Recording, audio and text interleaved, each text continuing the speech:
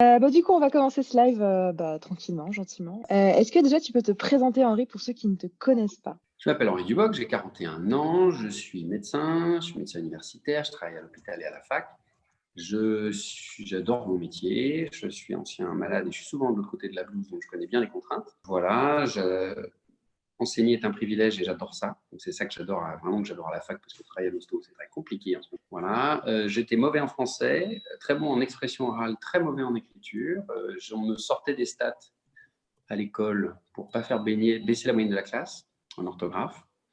Mais le verbe était à peu près là, et puis d'avoir beaucoup écouté Brassens, etc., ça m'a un jour donné envie d'écrire, ce qui a fait marrer tout le monde. J'ai eu Pourquoi t'écris, voilà. J'ai commencé à écrire pendant une garde en réanimation, après avoir perdu une gamine de 16 ans quand j'étais interne.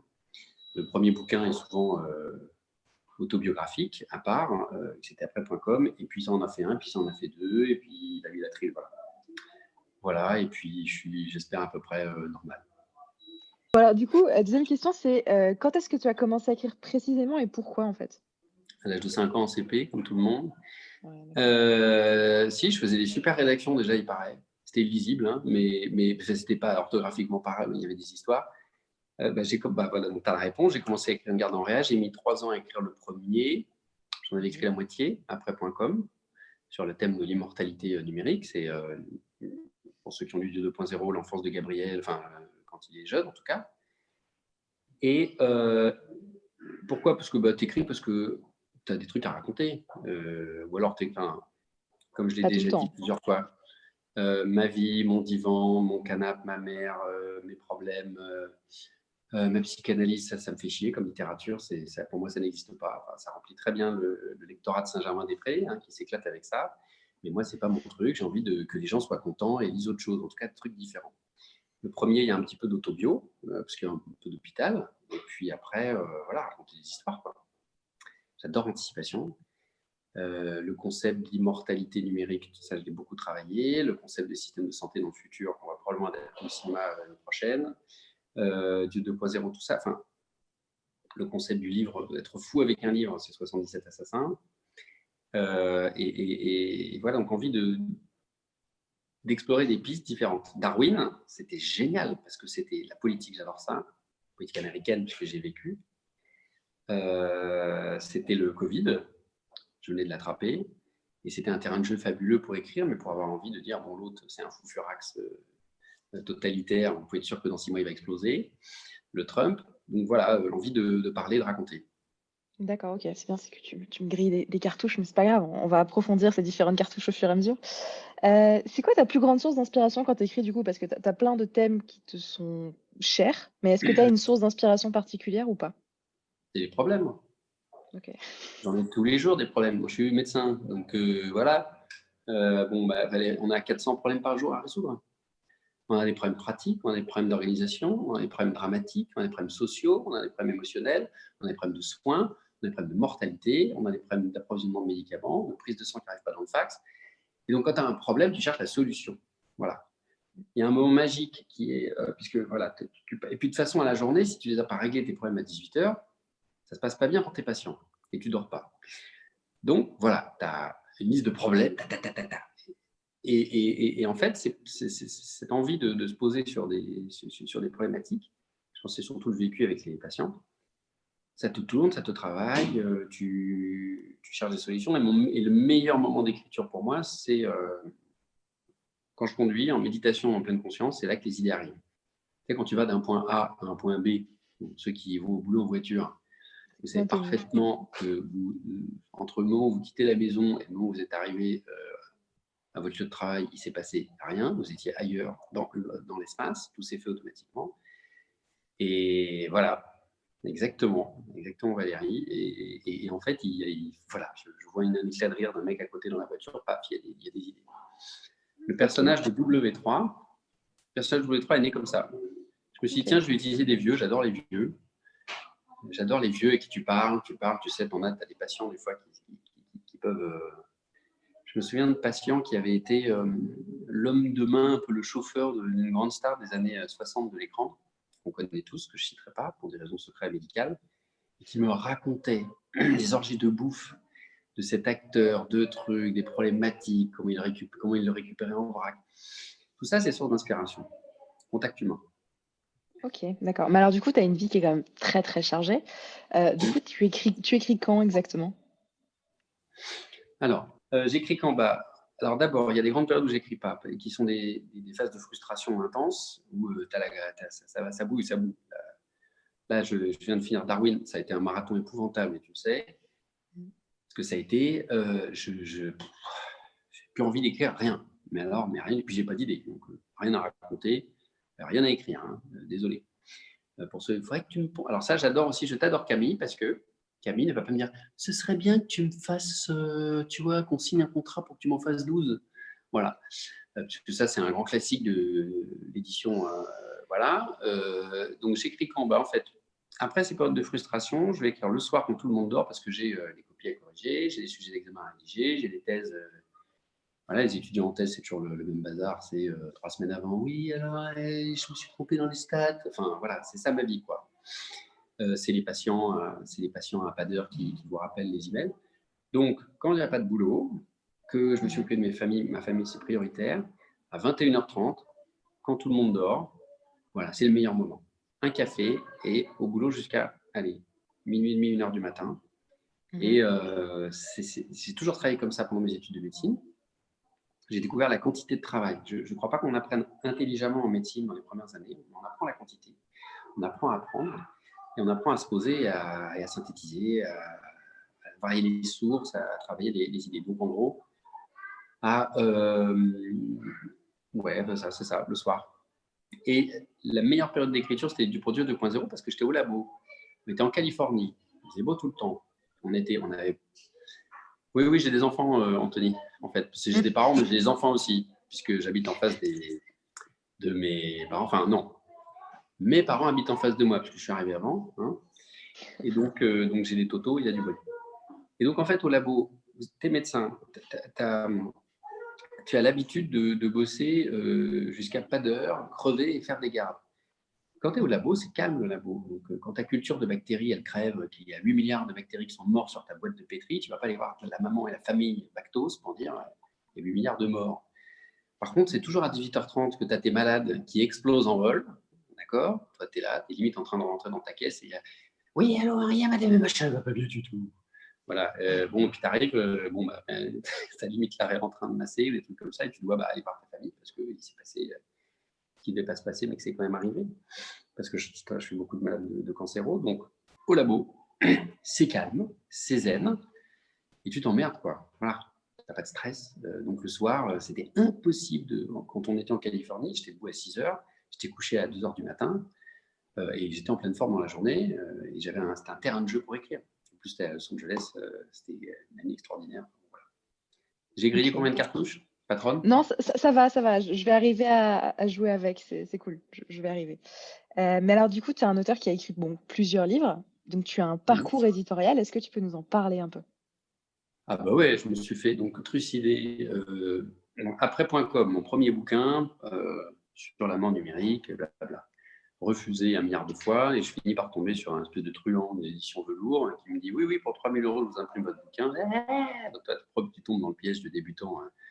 Youpi, voilà. Pas de pub, rien que dalle. La boîte qui ferme. La boîte qui ferme au bout C'est d'un comme ça an de qu'on apprend, hein. préparation. J'en ai vendu. Ben oui, c'est comme ça que tu apprends, mais c'est du coup, tu apprends bien. Voilà, l'apprentissage dans la douleur. Pou, pou, pou, ça peut te dire À 3 000 que. € à 3 000 € la leçon, je pense que c'est bon, tu as Oui, compris, quoi. voilà. Voilà, voilà. Mais bon, tu y vas. C'était. Alors, le bouquin après.com, j'en ai plus qu'un exemplaire. Et je peux t'envoyer le PDF. Mais je vais peut-être, en fait, Valérie, le remanier avec Camille et faire un préquel de la trilogie. Je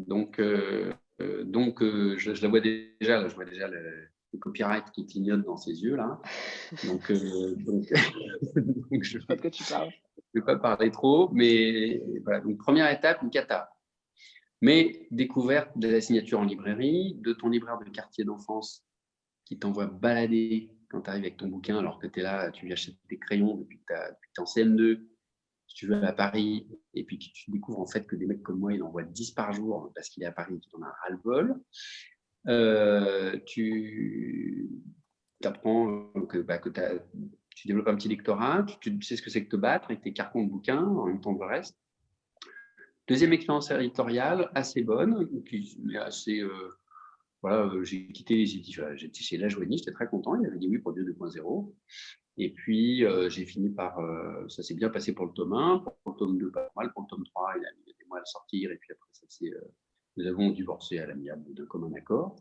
Mais c'était très bien, parce que ce qui était bien, c'est qu'il y avait des salons, trucs comme ça, et puis il y a eu le Club de Lubeck. Alors, oui, alors, le Club de Lubeck, qui est la rencontre avec Camille, quand même. Et je vous raconte cette histoire. Hugues, un copain pharmacien, à qui j'envoyais mes chapitres de Dieu 2.0, était au chômage. Je fais un Skype avec lui, je lui dis Hugues, j'ai besoin d'un perso, ça pourrait être toi, est-ce que tu veux être pharmacien dans le bouquin? Je ne sais pas encore ce que j'en ferai.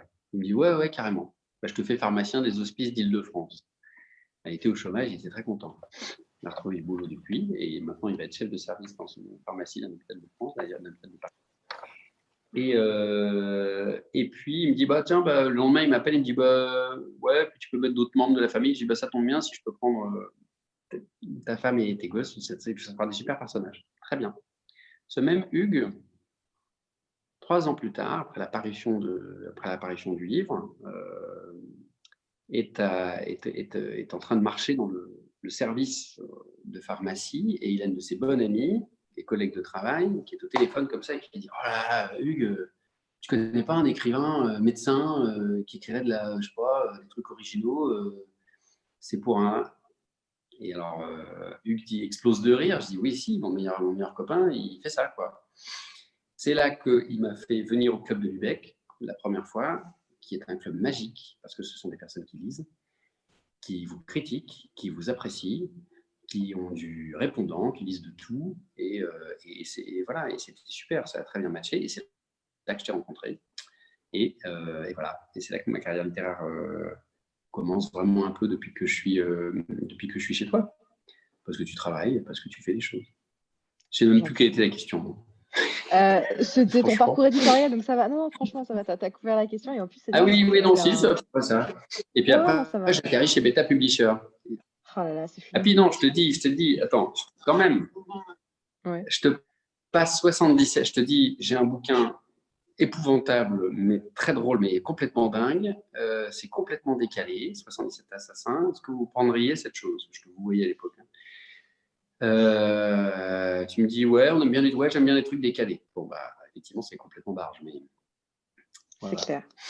Mais alors, du coup, comment est-ce que tu en es venu à nous proposer 77? C'était le seul qui n'était pas, on va dire, publié encore, ou c'était un genre de test? Ah, mais moi, j'ai vécu avec mes manuscrits dans les tiroirs. Bon, ils étaient pendant des années à dormir. 77 qui avait fait marrer des tonnes de copains. Vraiment. Alors, sauf ceux qui n'aiment pas les jeux de mots, ça, c'est pas grave, ça ne peut pas plaire à tout le monde, ce livre. Ah, non. Et il dormait dans un placard. Dieu 2.0 venait de sortir, donc j'étais content. 77 avait été lu par l'éditeur, par La Joanie, qui avait dit non, mais je ne peux rien en faire de ce livre. Il m'a dit c'est pas classable. Alors oui, c'est drôle, c'est très drôle. Il y en a des livres drôles, mais c'est pas, vous ne pouvez pas mélanger le polar avec le drôle ici. On s'en fout si ça fait une histoire. Je veux dire, les films des nuls, de Funès, il y a plein de films avec des intrigues qui sont drôles et qui font peur. Non. Bon. Et hop là, raté encore. Et donc, je te l'ai proposé parce que je l'avais dans le placard et que je me dis, tiens, on va voir. Parce que je lâche jamais rien. Hein. Un projet, ça a un début et ça doit avoir une fin. Hein. Voilà. C'est bien. Il y a Jade, du coup, qui va prendre 77. Cool. Chouette. Si tu aimes les jeux de mots, Jade, et l'humour complètement décalé, gore, un peu à la pas fluide glacial dans les bandes dessinées et tout. En fait, très bien. Message subliminal, merci Anthony. Ah, t'as un cheveu, ça y est, je l'ai vu. On le voit. Alors 77, pour The Reading Session, j'étais sur un... J'avais plein de médicaments. Je me suis lâché, je voulais un truc entre San Antonio, Stephen King, que ça parte en... Et puis le potentiel gore d'un médecin gastro-entérologue est là. J'ai déjà fait du bloc opératoire. Les jeux de mots débiles, j'adore ça. Voilà, et puis je voulais vraiment que ce soit burlesque sans être ridicule. Bon. Mais je dois avouer que la scène de l'église, Camille, je rigole encore quand je la lis. Ouais, mais elle est bien celle-là, elle est bien. Mais et du coup, est-ce que tu peux nous parler un peu de l'origine de 67 Assassins? Comment est-ce que tu en Ah es bah, venu à c'est écrire facile. cet ovni? L'origine de 67 Assassins, je suis à table avec Marine, ma femme. Je viens de finir la trilogie du 2.0. J'ai l'impression d'avoir balancé tout ce que j'ai de cerveau et d'imaginaire, que je ne pourrais plus jamais rien écrire. Et puis, je dis, alors je vais spoiler, donc je peux pas le faire, parce que c'est quand même le cœur du livre. Je dis Non, un truc à fais pas Marine, ça. elle me dit, ah bah, je lui dis, tiens, ce serait marrant qu'il se passe ça, ou je sais pas quoi. Et Marine me dit, bah voilà, tu vois, tu es en train de te plaindre que tu n'as rien en tête, et puis tu as déjà une super idée, tu n'as qu'à écrire ça. Bon, ok, c'est pas con ça. Et puis je tombe malade, assez, pas gravement, mais sérieusement, je sais que j'en prends pour 4 mois, 6 mois, dont 2 bons à l'hôpital, c'est exactement ce qui s'est passé. Et voilà, j'étais en post-opératoire avec les guirlandes et les tuyaux partout dans le vide. J'ai dit, bon, bah, je ne vais pas rester je vais pas rester à rien faire, c'est pas possible. C'est techniquement pas possible. J'avais déjà un peu commencé à le gratter, le 77. Et puis surtout, quand j'ai commencé 77, Dieu 2.0 avait été refusé partout, donc je voulais me faire le milieu de l'édition. Je voulais me faire le milieu de Saint-Germain-des-Prés et je me dis, je vais les défoncer. Je vais les destroy, là, je vais en faire des miettes. Mais je vais essayer de faire ça bien, élégamment, avec une vraie intrigue. Donc je me suis fait plein de milieux. Hein. Le milieu médical en prend plein la tronche. Milieu religieux. Je ne sais pas à qui j'ai pas. Voilà, toujours dans la satire, hein, pas la moquerie, pas la méchanceté. La satire. Parce que faut que ce soit drôle. Il ne faut pas que ce soit bête et méchant et gratuit, mais la scène chez les éditions Flammarion et Gagne Milliard, où les mecs sont là en train de lire les manuscrits, si tu veux, ils voient une faute d'orthographe, qu'ils le balancent, qu'il va jouer au basket, dès qu'il voit une faute d'orthographe, page 128, alors que le récit est bien, tu vois, ça me faisait vraiment triper de raconter des trucs comme ça, quoi. Et donc, c'est né d'une certaine frustration, comme souvent, mais qu'il faut la transformer en création.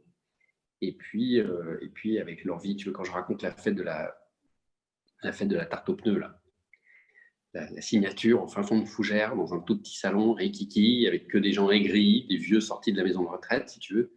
Quand tu as fait des signatures avec ton truc et que tu en as vendu 2 dans l'après-midi, et que tu as vu défiler tout un tas de gens, dont le schizophrène du quartier, dont le schizophrène du quartier qui t'a tenu la jambe pendant 8 heures pour te parler, enfin, pendant 3 heures pour les extras. Tu as dû avoir ça, Anthony, tu sais. Le mec qui te parle, voilà, qui te lâche pas parce que c'est sa sortie annuelle. Voilà, ça, fallait en parler. C'était un très bon point de départ. C'est clair, on n'est pas au bout de ta peine. Donc récemment, tu as eu une activité littéraire qui est quand même assez importante, on va pas se mentir, hein. Donc tu as eu la réédition, de Dieu 2.0 parce qu'avant c'était paru donc chez La Joanie. Tu as repris tes droits, tu nous les as donnés et tu as du coup écrit Darwin 21. Alors on va d'abord parler de la trilogie, ensuite on reviendra sur Darwin. Est-ce que du coup Chef. tu peux nous parler un peu de Dieu 2.0, son origine? Donc du coup on sait que c'était à Los Angeles, non, si c'est ça, Los Angeles dans un labo, tout ça. Donc est-ce que tu peux nous parler un peu de l'origine, les personnages, comment est-ce que tu as construit l'histoire, comment ça t'est venu? Enfin tout ça quoi.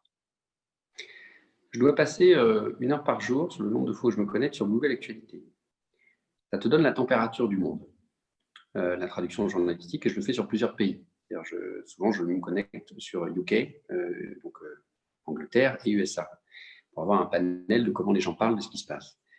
On est en 2011. En 2011, je vois venir Daesh. C'est évident que ça n'existait pas. Je vois venir qu'on va se prendre une flambée d'un truc qui n'est absolument pas neuf, qui est vieux comme le monde, qui s'appelle le fondamentalisme.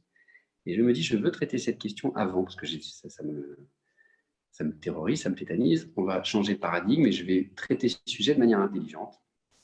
Ça fait longtemps que je veux faire un livre-monde, façon Asimov, façon Hyperion de Don Simmons, qui je crois est ma référence.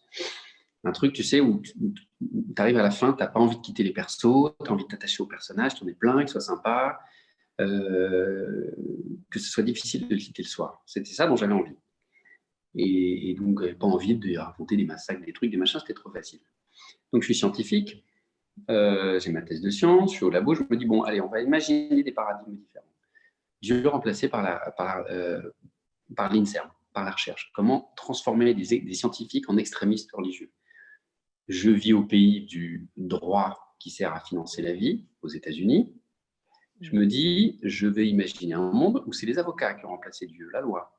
Et donc, c'est n'importe quoi. Et puis, je me dis, bon, ça c'est mignon, mais tu ne vas pas tenir longtemps avec ce truc-là. construit un univers. Donc, W3, donc Gabriel, qui a fondé les cimetières numériques, je ne spoile pas. Et en fait, allez, hop, on y va. Vatican III, une papesse, 5 gosses, la nana est hyper canon, c'est une politicienne pas possible. On va changer le paradigme, on va faire une église moderne qui fait tout par Internet, baptême online, etc. Et on se met en 2053, plutôt que de faire un xème bouquin bête et méchant sur la religion. Il se passe ce qui se passe. Donc j'écris tout ça d'une traite. Voilà, je le remanie. Je le remanie parce que je rencontre une très grande maison d'édition, figure-toi, qui est un ancien auteur de science-fiction lui-même, qui lit la trilogie et qui ne comprend rien, qui passe complètement à côté. Pour lui, la science-fiction et l'anticipation, il n'y a que les passages du tome 2 avec le robot qu'il avait adoré, parce qu'il fallait des méchants tout verts, tu vois, une planète lointaine avec des lasers. Voilà. Et à la fin, des mecs qui gagnent. Ça, je lui dis, ouais, c'est cool. Les messages ont l'air, je suis, parce que ce que j'aime, c'est qu'il y ait 2 niveaux de lecture, que tu fasses passer des idées, mais que tu emprisonnes ça dans une aventure qui fait que ton lecteur est captif, mais que tu lui fasses passer des messages sur comment tu vois le monde, comment tu aimerais qu'il soit, etc. Mais il me dit un truc. Il me dit, donc je me fais laminer la tronche par le retour de ce gars, mais je suis 38e dessous. Il me dit, ton méchant n'est pas bien construit. Il avait raison. Voilà. Et il me dit, l'église, t'as pas été assez fort. Ok. Donc j'avais fait l'église numérique machin, mais allez, vas-y, paf, la papesse, le Vatican, tout ça, je l'ai rajouté. Les enfants de la papesse, la possibilité du coup de transmettre la charge par le sang, tous ces côtés-là, je me dis, travaille le plus. Donc j'ai rajouté, j'ai intercalé toute l'histoire de la papesse dans le récit. Donc Dieu 2.0 après, alors je l'ai écrit avec des amis, pas avec des amis, mais avec du soutien, c'est-à-dire que moi je fais toujours pareil. Je ne peux pas travailler si je n'ai pas de barrière à sauter, si je n'ai pas de deadline. Donc j'écris, j'envoie à des potes, ils relisent, des potes identifiés, parce que j'ai identifié ces 3 lecteurs qui sont vraiment pour moi des bergers. J'envoie les chapitres, dans les 3 jours j'ai une réponse. Ça c'est bien, ça c'est pas bien, ça j'en veux plus, ça je me suis marré, ça j'ai pas compris. Tac, tac, tac, tac, tac, tac, je corrige tout, et boum. Et puis j'ai le mail d'après qui est la suite. Envoie la suite. Et là tu as commencé. Tu as commencé à faire ta patte, là, tu as commencé à faire ton machin, et puis tu leur fais les trucs et tu produis. Et puis c'est entraînant. C'est exactement ce qui s'est passé avec Darwin. Darwin 21, on a fait encore pire. Enfin bon, je finis de parler de 2.0 si tu veux. S'il te plaît, oui. Alors, ensuite, il y a une grosse différence entre le tome 1, qui est poser l'univers. C'est un peu comme Star Wars 1, il y a une vraie histoire, mais c'est un début sympa, une fin ça se dit, puis la fin est sympa. Tome 2, dans ta tronche, tu vois, on commence, on en prend très très fort, et puis une dégringolade pas possible. Je voulais vraiment le marasme. Je voulais que les gens sentent ce que c'est que la dégradation progressive. Moi, je l'ai ressenti récemment avec les années Trump. Je voyais une disparition des fondamentaux de la réflexion, de la pensée, de la réalité, du comportement, de la politesse, du respect, tout ça qui disparaît, qui fond. Et je voulais que le tome 2, vraiment, le lecteur soit... pour vendre le tome 3, bien sûr, mais pour que le tome 3, si tu veux, soit la bouffée d'oxygène. Apparition de la résistance. Et donc le tome 3, l'oxygène. Et il y a peut-être un des films qui m'a le plus marqué quand j'étais enfant, c'était Retour vers le futur. La trilogie Retour vers le futur, avec cet intercalage entre passé, présent, il se passe un truc dans le passé qui influence le présent, mais il peut se passer un truc dans le futur d'après qui revient. Alors, c'est moins compliqué que Inception, tu vois, mais je voulais vraiment ces 2 futurs, un en 2050, et de 2050 à 70, et un en 2200, où on voit vraiment la cata des siècles plus tard, imbriquer les 2, et un final où à la fin tout converge et ça explose et ça s'unit quand même bien parce que je ne pouvais pas quitter les personnages mal, c'était pas possible. Okay. C'est bon, ouais, non, c'est bon, ça va, tu as bien fait le résumé des origines, des personnages, tout ça. Et est-ce que tu peux nous parler un peu d'un petit plus, du coup, parce que il a déjà été publié, il vient d'être republié, là, mi-octobre, chez nous, mais il n'a pas fini de vivre, cette trilogie n'a pas fini, elle va bientôt être adaptée. Ah bah bien sûr. Enfin, bah bien sûr, c'est pas le prétentieux, c'est qu'est-ce qui se passe? Alors, j'ai rencontré, c'est la vie. Attendez, ma femme m'envoie un texto: «Est-ce que tu as fini? Ton père est à la porte». Je pense que je vais ouvrir à mon papa, que je vais revenir tout de suite. OK, pas de D'accord? problème. On fait une pause pub. Comme vous pouvez voir, j'ai un pantalon. Merci, merci Henri pour Ouais, l'adaptation. Je rencontre un gars qui vient me voir et puis par une certaine circonstance, je ne détaillerai pas, et puis qui a mon bouquin au bout du bras et qui mélangeait un peu 2 exercices. C'était pas le moment l'endroit de me parler de ça. Donc je l'envoie balader. Il me dit: «Je fais du cinéma». «Oui, oui, oui, oui». Tout le monde, moi aussi, hein, moi je sais faire le couillon avec une caméra, moi aussi je sais faire du cinéma. Et parce que ça, pour l'avoir entendu, surtout dans des milieux qui sont puants, parce que c'est quand même des milieux puants, moi je peux pas supporter les gens, si tu veux, faire, c'est génial. Faire, c'est enthousiasmant. Faire pour dire j'ai fait, moi, c'est pas mon truc, si tu veux. Et donc le gars, il revient une deuxième fois, et puis regardez ce que je fais quand même, machin. Et il s'appelle Jean-Patrick Mulon, et c'est mon voisin. Et il est pas très loin de chez moi. Et ce qui a fait, un jour, il me dit, bah, j'habite à Versailles. Il me dit, ah, je vous ai vu passer dans la rue. Je dis, putain, c'est que ce psychopathe, avec votre famille qui me suit et tout. Oui, on s'est vu passer avec ma copine. Ah bon, mais oui, j'habite à Versailles, oui. Et bah, j'habite pas loin, voilà. Et puis il finit par me convaincre de boire un café. On va boire un café, il me montre ce qu'il fait. Il a fait, je vois tout de suite qu'il y a des vrais effets spéciaux, je vois où il les a fait faire. Son bouquin son court métrage qui a racheté par Canal, hein, même si c'est un court métrage, on le fera. On dit bon, ok, le gars il s'est allé d'un point A à un point B. Alors maintenant on va voir. On va voir s'il s'est construit un projet. Et donc il commence à travailler sur le scénar. J'ai toujours les trucs en temps et en heure. On commence à devenir copains. On se marre bien. Et puis surtout, je vois que j'ai pas un bon menteur. Tu vois, j'ai un métier, on ne peut pas mentir. Quand tu mens, tu te casses la gueule en médecine. Donc si tu veux, on ne peut pas raconter des cracks. Et puis, tu vois tellement passer de profils de patients, de problèmes psychologiques, que tu perçois quand même assez rapidement les gens et ce qu'ils sont dans le ventre. Mmh. Et puis, il commence à me montrer des résultats, des trucs. Puis un jour, il m'envoie, voilà, paf, une photo d'un studio, enfin une vidéo d'un studio, un vrai studio de Cinoche, avec les lumières partout, le fond vert, le fond blanc, le truc. Il me dit, voilà, j'ai dégoté ça et on va tourner là. J'ai, ok, bon, bah ok, là, il y a du ventre. Bah, moi, je vais mettre toute mon énergie dedans aussi. Et donc, il voulait adapter le prologue de Dieu 2.0, Mmh. qui est la mort mise en scène de Louis Pasteur, parce que je suis passé sur les bancs de l'Institut Pasteur. J'ai une vénération pour Pasteur et les vaccins. Et c'était un showman. Pasteur, c'était un gars extraordinaire qui arrivait dans un champ charbonneux où les moutons souffraient du charbon, et puis il allait vacciner la moitié des moutons d'un côté, et puis l'autre moitié. Très bien, The Reading Session, je suis tout à fait d'accord. Vaccinez-vous contre la grippe. Merci. Et le Covid qui va arriver. Et bah, tu avais dans le champ, ils mettaient les moutons. Voilà, tu avais tous ceux qui avaient été vaccinés qui résistaient, enfin, qui survivaient, et tous ceux qui n'avaient pas été vaccinés qui mouraient. Et pour ça, c'était la réalisation de miracles pour les gens qui travaillaient. Et je me suis toujours été fasciné par les rapports de Pasteur avec la religion. On dit, mon point de départ, et le prologue de Dieu 2.0, c'est ça. C'est Pasteur qui meurt, qui s'engueule avec un prêtre sur son lit de mort. Il me dit, je vais faire ça. Ok.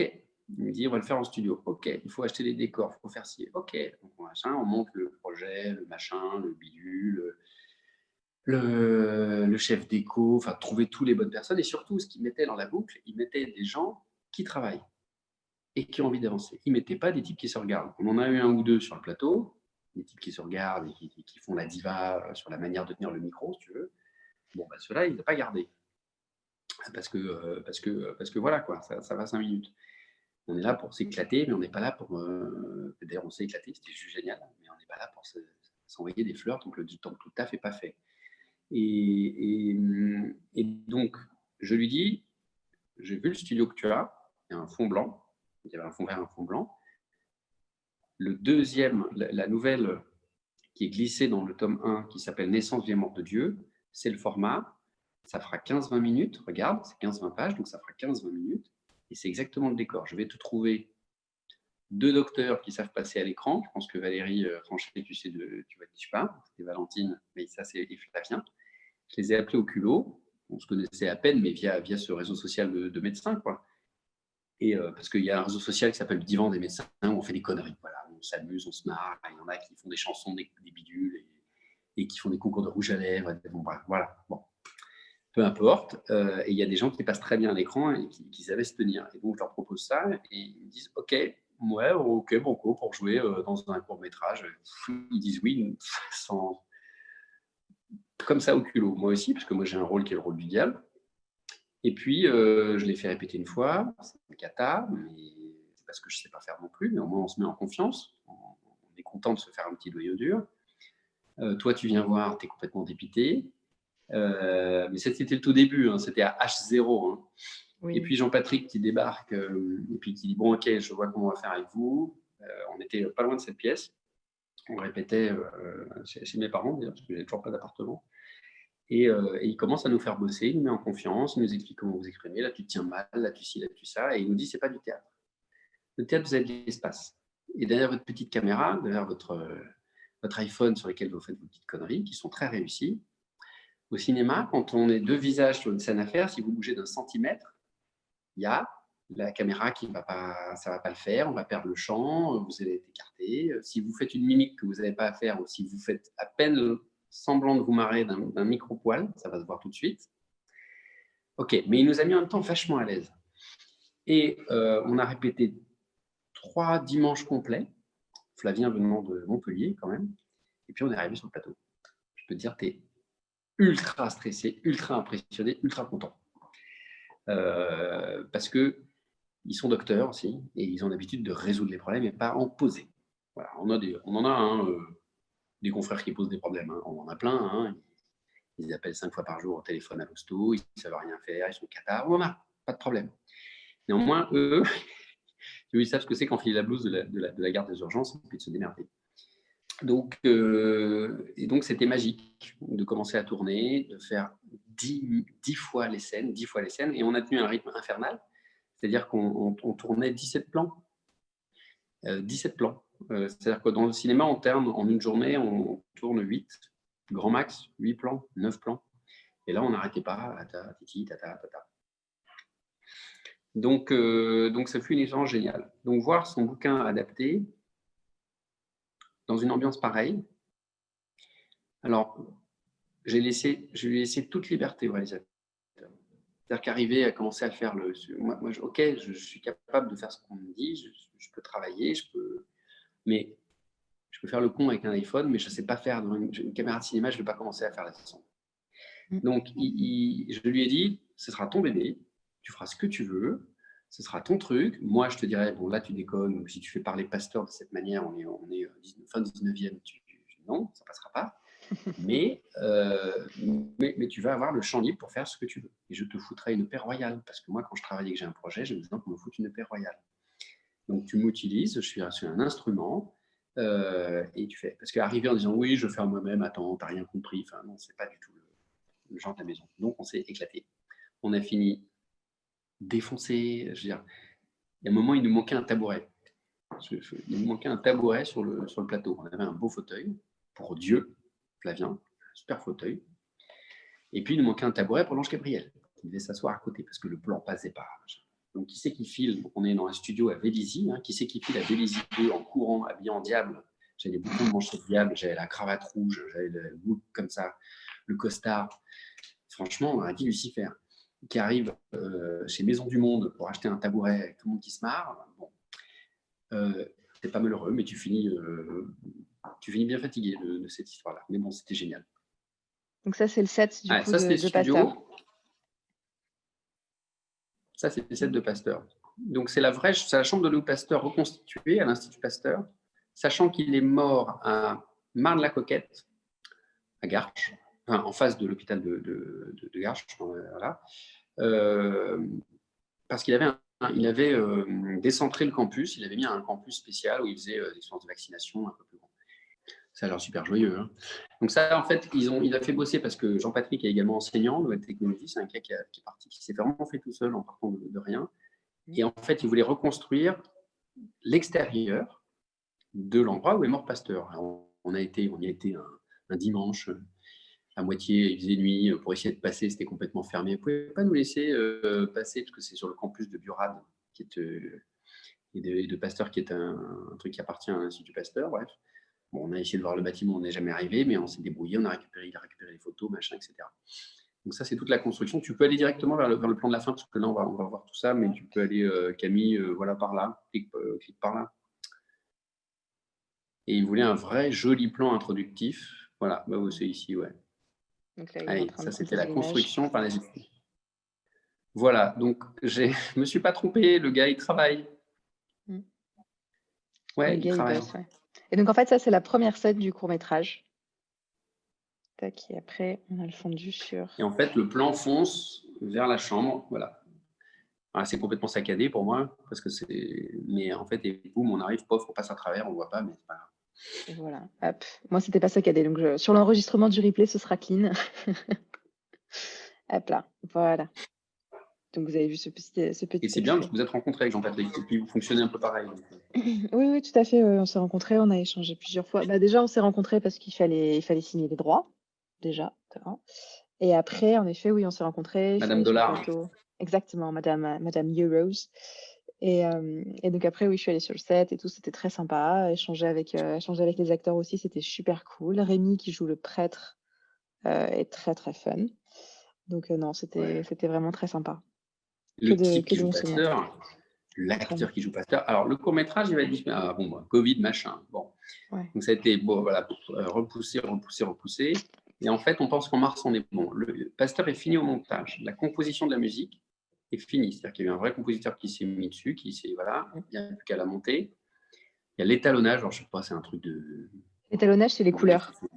Voilà, En fait, les l'étalonnage, couleurs. c'est pour vraiment harmoniser toutes les couleurs sur tout le court-métrage et tous les films. Voilà. Et puis, le nôtre, Naissance, vie et mort de Dieu, donc tout en sur fond blanc, là, comme si on était au paradis, dans Matrix.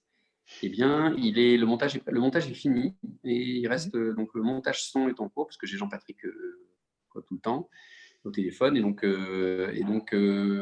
ensuite même chose dans 3 semaines, après 3 semaines, il partira à l'étalonnage.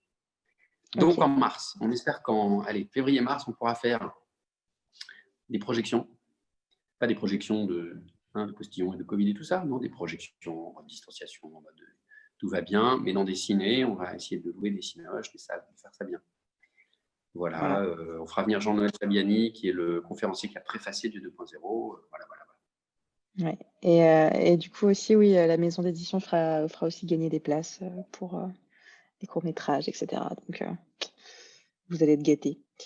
Donc ça, c'était Dieu 2.0. Donc, quand même une grosse activité, même si, en fait, Dieu 2.0, comme tu l'avais déjà écrit, d'un point de vue éditorial, c'était un peu moins Oui. actif, on va dire. En tout cas, de notre côté, hein. On a juste racheté les droits, on a fait de nouvelles couvertures, on a revu un peu les mises en page, on a fait un travail éditorial sur le bouquin. Mais en soi, pour nous, c'était pas trop de travail de correction, on l'a relu, enfin voilà, on a fait en sorte que le livre soit un bel objet, qu'il sorte à temps, ce qui est le cas. Donc ça, c'était top. L'adaptation cinématographique, c'est génial. Mais ton dernier né, ce n'est pas Dieu 2.0, ton dernier né, c'est Darwin 21. Et là, du coup, même question, est-ce que tu peux nous parler un peu de son origine, et comment t'es venue l'idée et comment est né Darwin? Alors, on est en période de crise. Bon, crise égale problème, égale chercher des solutions. En fait, donc, j'attrape le Covid le 22-23 mars, début d'épidémie à l'hôpital. Je ne passe pas par la case hosto, mais je prends très cher, je le file à toute la famille. Enfin, pas mes parents, parce que j'ai fait très attention. Vous avez compris, ils ne sont pas très loin. Mais voilà, je le file à ma femme, je le file à mes gosses, et je mets je fais moins 6 kilos, 41 pendant quand même 11 jours, je suis rétamé. Et donc, ce truc, je me dis, c'est pas possible, ça s'attrape avec une facilité, si tu veux. J'étais le premier à avoir foutu un FFP2 à l'hôpital. Donc, ils étaient encore, alors le masque, peut-être, machin, arrêtez de me faire chier, je mets un masque, basta. Alors oui, ça marche, parce que je l'ai filé et je ne l'ai pas attrapé dans les chambres de patients. Je l'ai attrapé parce que mon interne, ce con, a été faire la fête. Dernier soir du confinement, je vais faire la teuf dans le marais. Ouais, youpi, merci Toto. Et que quand on a fait la contre-visite, je me souviens très bien de ce moment, il avait son masque sous le nez. Et moi, au lieu de l'engueuler, si tu veux, comme j'aurais fait lui dire, fous-toi ça sur le nez. Et donc, il l'a filé à plusieurs personnes. C'est-à-dire que l'autre, son saco interne aussi, voilà. Donc, mais on aurait dû lui dire, fous ton masque sur le pif, quoi. Bon, donc, on fait un live avec le club de Lübeck. Je commence à peine à me remettre et le club de Lübeck me dit bah alors, oui, qu'est-ce que vous avez en stock? C'est la trilogie 2.0, vous la sortez, mais on l'a vu. Ça, c'est le club de Lübeck, toujours très. Qu'est-ce que tu fabriques? C'est très bien. Bon, en fait, Henri. Ouais. Eh ben, ok, ouais, c'est vrai, j'ai rien en cours. Et donc, l'ère Trump et les futures élections de Trump, on est en avril quand je commence à écrire. Mhm. En avril, je me dis, donc l'élection va arriver en novembre, je me dis, ce mec complètement dingue, Trump, un vrai taré, un vrai fou furieux, il est bête, il est homophobe, il est sexiste, il est raciste, il est misogyne, il est tout ce que tu veux, et il est complètement incompétent, et puis il se regarde le nombril en disant, je suis beau. Donc ça, c'est... Je me suis dit, qu'est-ce que je prends comme risque à essayer d'écrire un roman d'anticipation à très court terme sur les élections, puisque de toute façon, ça va être n'importe quoi. Et ça a été n'importe quoi. Ça l'est encore pas tout à fait. Oui, à bord de la Javel. C'est magnifique, la Javel. C'est super. Donc, comme j'adore les États-Unis, que c'est un pays que je connais bien, je me dis, allez, on va faire un truc santé en France, hôpital, Covid, parce que j'avais tous les copains généralistes qui étaient quand même bien embêtés par la première vague, qui sont tous passés en urgence à la téléconsultation, parce qu'eux, ils sont payés à l'acte. Moi, c'est facile, je suis salarié, parce que je suis à l'hôpital public, mais les copains, c'était en ce moment, j'ai plus de fréquentation, c'est la mouise, quoi.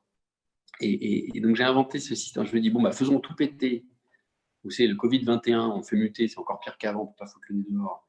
Et la nuit en France devient épouvantable. Et donc, un jeune cardiologue qui vient de s'installer dans le privé avec son gros 4x4, et puis qui voilà, c'est la merde. Donc, il signe à toute berzingue chez Santé Réunie, il se retrouve fin fond de la France, à côté de Tours, parce que je voulais qu'il y ait des scènes à Chambord, parce que j'adore Chambord, que j'ai visité il y a un an, même sur le cul. Donc, je me dis, il va se passer des trucs dans Chambord. Et puis, les États-Unis. Donc, j'invente une présidente qui se fait flinguer et un fou furieux, un Trump-like, Camacho, qui déclare sécession, qui est un gouverneur Nouveau-Mexique, et qui dit « je fais sécession avec le reste des États ». Et parce que au tout début du mandat de Trump, j'ai posté cet extrait en disant je pensais pas qu'il tiendrait 8 semaines, moi. Je pensais qu'il serait un impeachment beaucoup plus tôt. Bon, après, derrière, il y a toute la machinerie du pouvoir américain et du Parti républicain. Les démocrates ne sont pas des enfants de cœur non plus, mais bon. Hein. Et j'avais balancé cette vidéo, cet extrait où on voit ce président complètement taré arriver avec ses mitraillettes, qui fait silence au Sénat en tirant partout en l'air et en racontant n'importe quoi sur la économie, tu vois, économie, il ne sait même plus parler. Donc Darwin a été, je me souviens très bien, j'ai fait 4 chapitres, j'en ai déjà ras-le-bol, parce que j'étais crevé.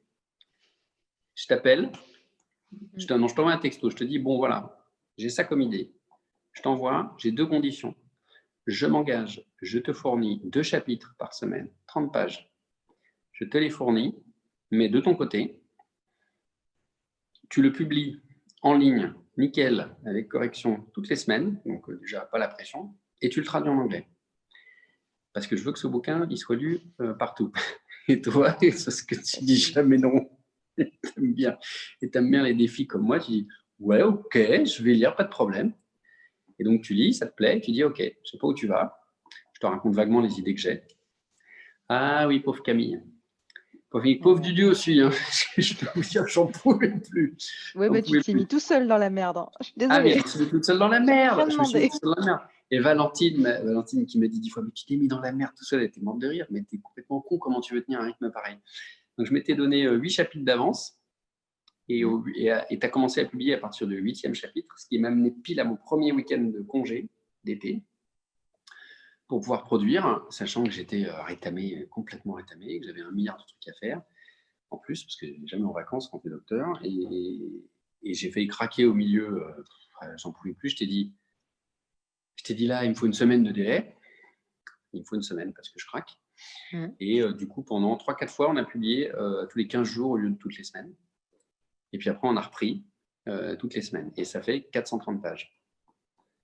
C'est un Et beau ce qui était bébé, hein. terrible, tu sais ce qui était terrible, c'était que j'écrivais, je mettais des détails, je ne me souvenais plus exactement. Parce que d'habitude, tu écris un chapitre, un truc, puis tu relis, tu reviens en arrière, et puis tu reprends ton histoire, et puis tu recogites. Donc là, ça a été c'était dément comme truc. En même temps, c'est très stimulant. C'était à la fin, notamment la fin, qui est l'emboîtement des 3 histoires, parce que finalement, il y a les États-Unis, la politique américaine, où est le candidat américain, démocrate. Il y a cette histoire d'infarctus qui tourne très mal au centre de la France, qu'il va falloir faire rejoindre avec l'histoire numéro 2. Et puis, il y a les Darwiniens. Mmh. Les Darwiniens, c'est un fou furax, un ancien chercheur de l'INSERM, je ne citerai pas de nom, qui décrète que le virus, en fait, tu dois y survivre, sinon tu n'as rien à foutre sur Terre. Sélection naturelle.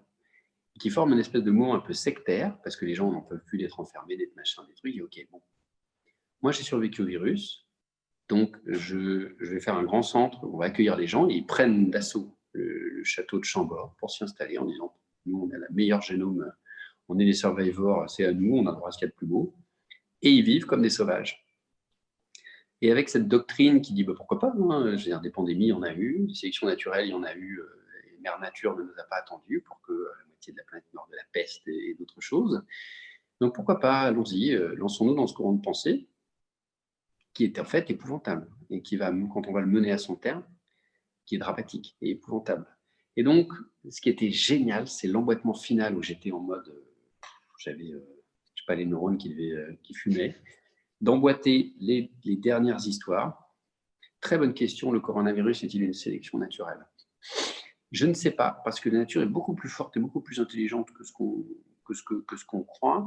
Les virus ont plein de rôles physiologiques. Les virus peuvent se mettre en amont de certains promoteurs de gènes pour nous amener à muter plus facilement, à faire des choses comme ça. Rien n'est anodin, hein.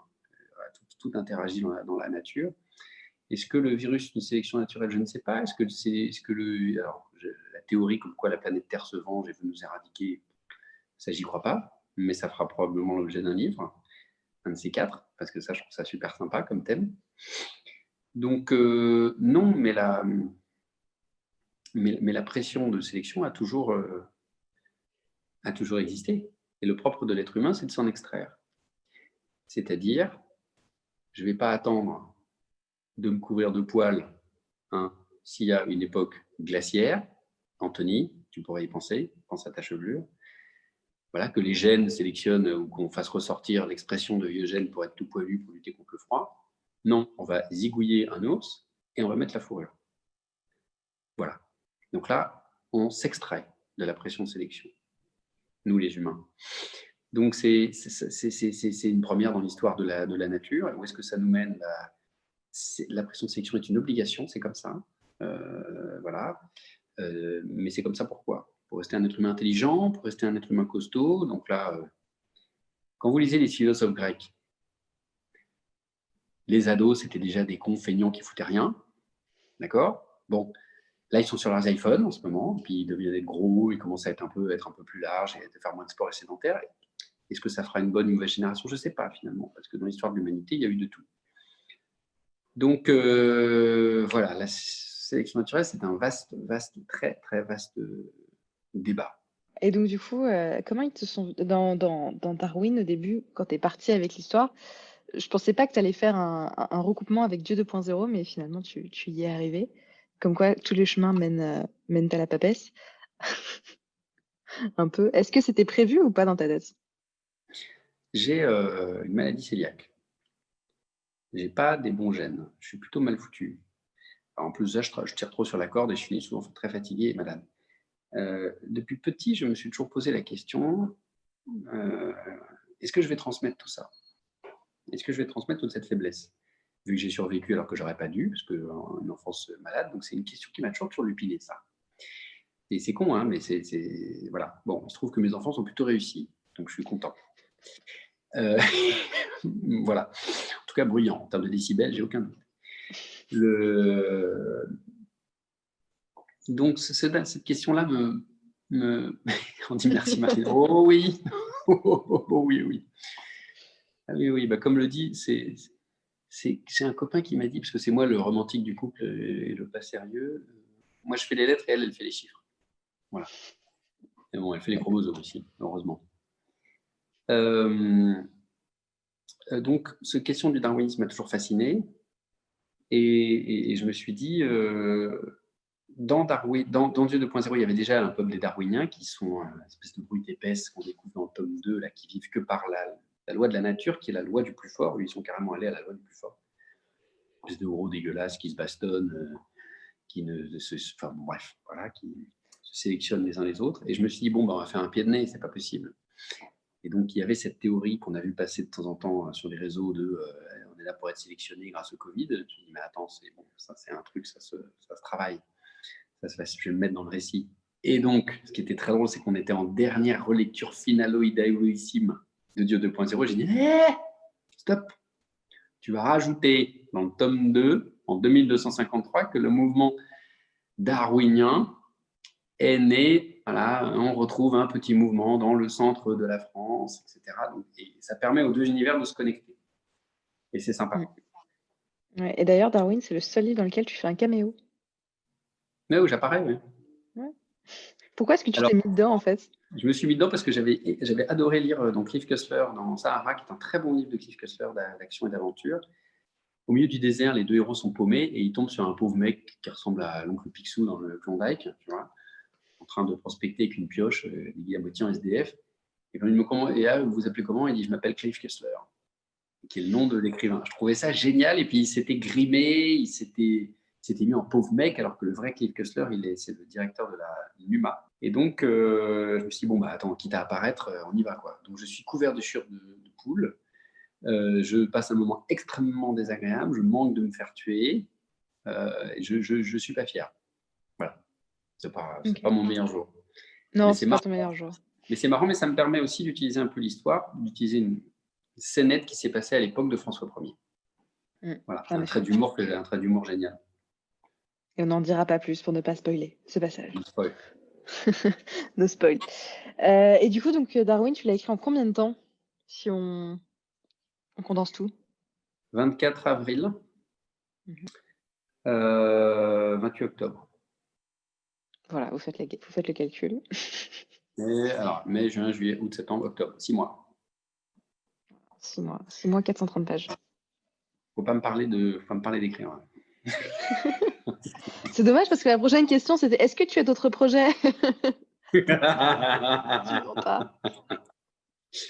Absolument pas. Oui, j'ai d'autres projets. Bien sûr, j'ai d'autres projets. Mais j'ai le projet d'écrire un bouquin, des histoires. Faire une pause, oui. Voilà. Il y a des trucs là. Il y a des trucs qui apparaissent, des images, des envies. Peut-être que si Dieu 2.0 marche bien et la trilogie marche bien, je t'ai promis que je te ferai le préquel. Je pense qu'elle part assez bien. On verra si les gens se l'approprient ou pas. Et s'ils font du bouche à oreille. Mais faire ce préquel, j'ai ce qu'il faut, j'ai déjà du matériel. Donc ça, voilà. Ça me permettrait de faire un bouquin, tu vois, sans trop me fatiguer. Tu vois, de reprendre 2-3 trucs, de les mélanger. Ça me plairait bien, ça. Un truc cool, pour une fois. Et puis ensuite, j'ai une idée. Mais d'un livre unique, d'un vrai livre-monde. Ah ouais. On repart sur une trilogie, enfin sur un truc, il faut du lourd, quoi. Okay. Si je refais. Mais d'abord, je vais être nommé professeur de médecine parce que j'ai beaucoup de taf aussi de ce côté-là. Et donc là, j'ai 1 milliard de papiers scientifiques et de publications scientifiques à finir. C'est ma priorité là du moment. Donc là, les bouquins, je vais faire merci. Non, pas de Javel du coup, Anthony. On évite la Javel pour le hockey. Bah, tu me diras, c'est radical aussi, je pense. Hein, mais... Ah bah, une fois que t'es mort, oui. Ah, t'as plus le hockey. T'as plus le hockey, voilà. Oui. Sur cette note ultra positive, ultra joyeuse, je n'ai plus de questions à te poser. Donc, si vous avez des questions, c'est le moment. Et sinon, ce sera le dernier live. Parce que ouais, tu es le dernier auteur de la maison à être interviewé en live. Donc, après, cool. Je suis libre. Je ne ferai plus de montage des week-ends. Je suis contente. Voilà. Donc, moi, j'avais une question. Ah, vas-y. Tes patients savent que tu écris? Oui, ils le savent maintenant. C'est quelque chose qui m'a beaucoup gêné au début, qui maintenant que j'assume, que j'évacue assez rapidement en consultation parce qu'on n'est pas là pour parler de ça. Des fois, tu en as qui viennent avec un bouquin. C'est un peu, tu leur dédicaces à la fin de la consulte. Mais je suis le docteur quand ils sont en face de moi. C'est-à-dire qu'on va pas, surtout s'ils viennent avec 77 assassins, quoi, avec des trucs, avec des trucs pas possibles. Là, je peux te dire, je serais plutôt tout rouge, jamais, jamais. Voilà. Donc, ils le savent, ils ont regardé, parce que tout le monde fait notre profil maintenant sur Internet. J'évacue ça gentiment. Je sais, ça me fait plaisir, oui, c'est gentil, etc. Parlez-moi de votre ventre. Voilà. Et tes collègues, du coup, ils le prennent plutôt bien que tu écrives aussi ou pas? Les collègues qui ont lu ce que je faisais, maintenant c'est acté, c'est-à-dire que ça a été pourquoi t'écris? J'ai eu ça, hein. Pourquoi t'écris? Pourquoi tu bouffes? Enfin, je ne sais pas, mais bon. Et si tu veux, pourquoi tu regardes un film? Moi, je me fais plaisir. Ça a été long, ça a été compliqué, et il y a eu un truc qui s'est passé le jour où, grâce au Club de Lübeck, je rencontre Bernard Werber. Je suis là en tant que lecteur et je suis dans les petits souliers, un type que j'adule et que je lis depuis petit, depuis le lycée. Et puis elle me présente, elle joue les. J'avais pas envie, mais elles font les entremetteuses, machin. Oui, il écrit ça, Titi, c'est très bien. Bon, et puis Werber me regarde, me dit ok, je vais te lire. Je te préviens, je lis pas, j'ai pas le temps de lire, j'ai plus le temps de lire. Donc je lis très peu. Ah bah la pression, putain. Après, pour qu'il lise, je suis dans la pression. Franchement, j'ai perdu 10 kilos, quoi. Donc, je lui ai envoyé, je lui envoie par la poste, hein, puis tu as son adresse, son portable, tu dis ah, tu regardes ça comme. Enfin, c'est quelque chose. Et puis il le lit, il m'envoie en texto et il m'envoie il est très bien, ton Dieu 2.0, il m'envoie ça. Et les années de frustration et de savoir si j'étais capable d'écrire des bouquins qui valent quelque chose s'envolent d'un coup. D'un coup, t'es guéri. Et il a mis la même chose sur Facebook. Il a mis super bouquin. Oh, le texto, bien sûr, il est encadré. Le texto, tous les jours, je l'imprime. Tous les jours, je l'imprime, je le dissous dans un verre et je bois l'encre. Ah non, mais... non, mais bien sûr. C'est papier peint aux toilettes. Voilà. C'est ça. Est-ce que tu écris à la main ou tout sur ordinateur? Ah non, j'écris sur ordi. Parce que j'écris à la main comme un cochon. Je ne peux pas me relire. Les dossiers médicaux, heureusement qu'on est passé au dossier informatique, je ne peux pas me relire. Mais surtout les dédicaces, c'est horrible. Genre les dédicaces, à chaque fois, je prends une loupe. Je pique de rien. Oui. Bon, les dédicaces sont épouvantables. Bon. Enfin, je fais un effort, chef. Mais c'est vrai que je ne peux pas écrire à la main. Je ne peux pas. Depuis que je suis petit, c'est pas. Voilà, c'est. Quand je prends le temps et que j'écris un joli truc, oui, pourquoi pas. Mais non, sinon, c'est pas possible. Les poèmes et les chansons, je les écris à la main, par contre. Souvent. Okay. Je recommande l'aventure bêta, mais bien sûr, oui. C'est grâce à Anthony, tout ça. Ouais, on est à 16 kilos depuis le début du live. C'est quoi ça? Tu as perdu 16 kilos depuis le début du live entre le Covid et l'intervention de Werber. Tu as perdu 16 kilos. Je prends des notes. T'es banquier, t'es banquier, tu sais faire les comptes. C'est normal. Ah bah oui, tout pour moi, rien pour les autres. C'est le secret du banquier. Du coup, est-ce que vous avez d'autres questions ou pas à poser à Henri? Non, pas de questions. Bon, Henri, est-ce que tu as une question à poser aux gens ou pas du tout? Non. J'en ai 127. Très bien. Donc on va poser des questions. Non, je veux dire merci. Voilà. Parce que tout ça est vivant et que c'est grâce aux gens qui livrent les livres. Et que je suis juste content de se dire qu'on partage des trucs. Voilà. Moi, mon idéal de vie, c'est un dîner où on se marre, où on mange bien et où on passe des bons moments entre amis. Le livre, c'est un moment plus personnel où le cerveau fait ce qu'il veut, il s'échappe, mais en même temps, quelqu'un a mis des repères pour essayer de vous emmener dans un monde et lui faire passer des messages et des émotions. Et qu'il en retienne quelque chose. J'espère y arriver et me dire qu'il y a des personnes qui sont connectées ce soir pour ça, ça me remplit de joie. Voilà. Donc je dis merci. Je renouvelle ce merci. Donc, merci à tous d'avoir été là pour ce live, qui est le dernier du coup des lives. C'était des lives qui a été un peu lancés pour le confinement, donc voilà. Bon, sur cette note, merci à tous d'avoir été là pour ce live. Le replay du coup sera disponible en début de semaine prochaine. Je ne vous donne pas de rendez-vous pour d'autres lives puisque ce fut le dernier. Voilà, donc merci à vous d'avoir été là. Merci à toi Henri d'avoir répondu aux questions. Bien volontiers. Merci à tout le monde. Et puis je vous souhaite une excellente soirée parce que je vais aller manger une choucroute. Ce soir c'est choucroute chez moi, donc voilà, je suis heureuse. Excellent. Voilà. C'est mon petit moment de plaisir. Bon, sur ce, bah, c'est une excellente soirée et puis bah, à Allez, très une vite bonne sur les soirée à différents tous. réseaux. Bonne soirée. Je te mets un MP, Valérie. Salut, salut, salut. Ciao. Bye.